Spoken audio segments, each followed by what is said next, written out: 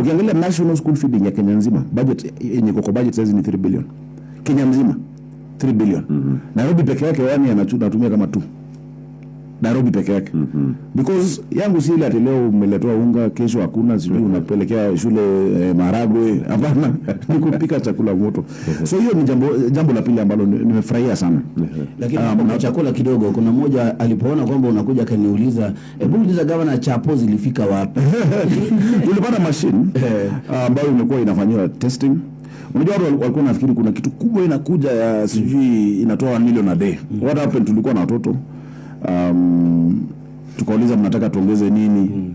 Unajua ile wakasema chapo, tuongeze nini chapo? So wakasema sasa najua na feed 300,000. Na mtakula ngapi? 3. Sema milioni 1. Nairobi mzima. But we testing watoto wanaipenda sana. Okay. Sasa lazima tuangalie, lazima ikuwe round. Unajua utaki na ikikosa hiyo tutakatakata tu shapes. So, kuna wakati wanapata nyama. Okay. Matunda wanapata. Fruits. Na shilingi 5. Wewe niambie what can you buy with 5 shillings? Melody. Shilingi 5. Hakuna. Hata wembe. Shilingi 5. Yai ni pesa ngapi?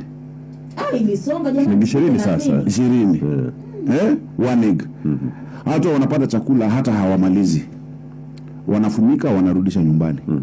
Kwa wazazi ama kwa their siblings, wenzao, ndugu zao.